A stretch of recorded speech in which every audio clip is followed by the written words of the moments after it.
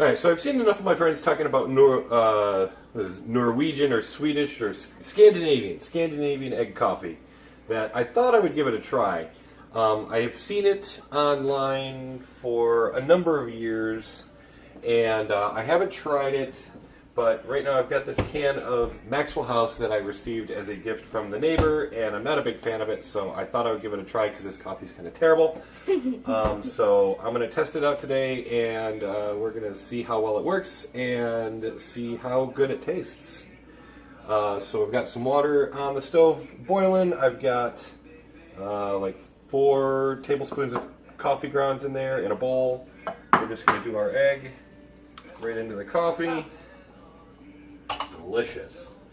That did not look very good. I know, I splashed it all over, didn't I? Yeah. And you just want to mix it all up and make a nice paste out of the coffee and the egg.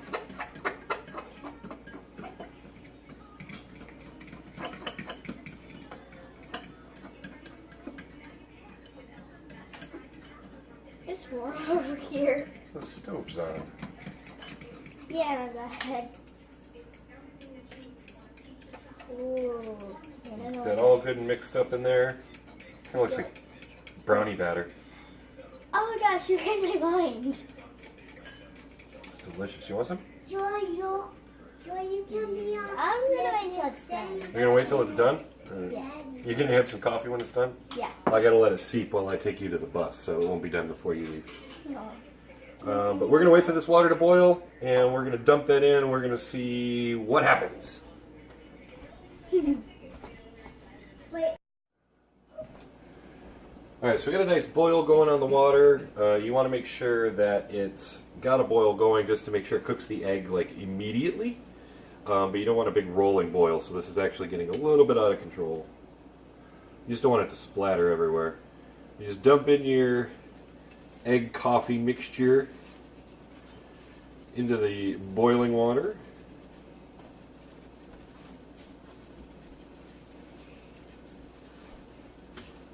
Let that cook.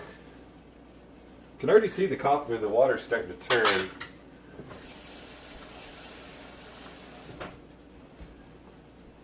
It's starting to turn a little bit of a coffee color, and we're just going to turn that down to a simmer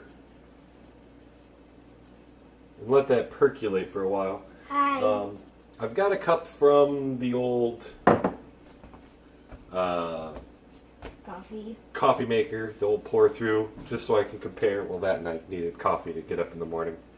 So we're going to let that go, and once it is percolated through and gotten a little bit stronger, I'll show you guys pour in a cup and we'll do a taste test. Hi. Alright, so it's been just under 10 minutes that this has been stewing, and you can see, I don't know if you can see that on there, but it's turned into like a nice rich brown color. It's steeped pretty well. I do have some egg chunks that keep floating in, so I grabbed my strainer just to make sure I can strain it when I put it in the coffee or into the mug. But what you're supposed to do is you get some cold water and you pour it over the egg, and the egg is supposed to sink to the bottom.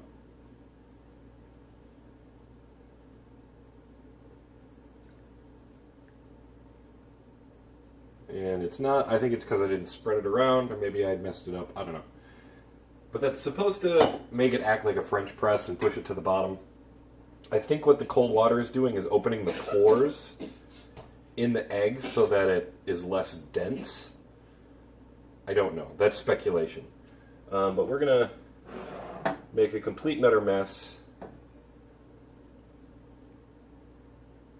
and ladle ourselves out a cup of coffee here.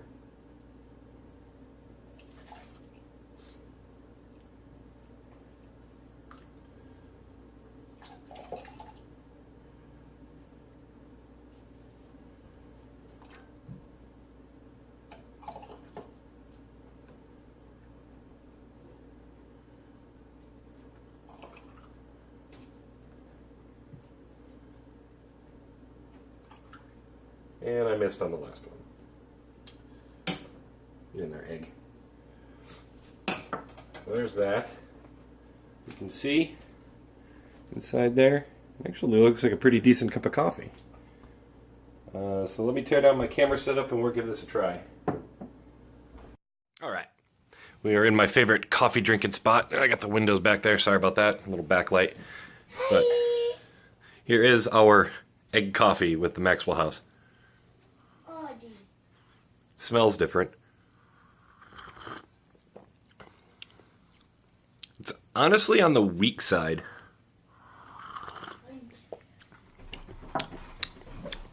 It's substantially different flavored. It's Can I try a little bit? no. It's has no burnt flavor. The thing I don't like about that Maxwell House is it's got it tastes very very burnt, very sour.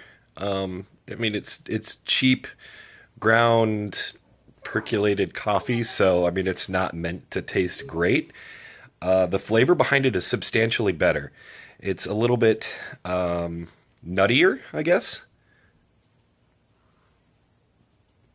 There's no sour, there's no bitter to it, which is really impressive. I probably could have let it simmer in there for a little bit longer, and the remainder in there I'm just going to leave, and you can reheat it, apparently. But yeah, it's actually pretty good. Like, it's decent. It's a decent cup of coffee, and it probably could get substantially better with time and practice.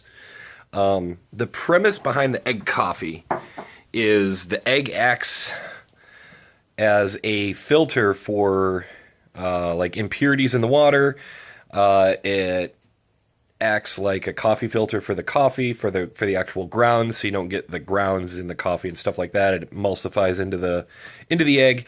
The caffeine molecules don't bind with the egg proteins, so you actually get a higher quantity of caffeine in your cup of coffee because the caffeine will fall out of the egg mixture easier than it would just out of the coffee. The grounds will adhere to the proteins of the egg.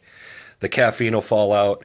The coffee flavor will fall out, and it's percolating through the pores of the egg. So it's actually like percolating between the proteins of the egg, and yeah, it works pretty decent actually. It doesn't have any egg flavor or anything like that. It's essentially the same cup of coffee but very mild. It's like a blonde roast as opposed to a dark roast.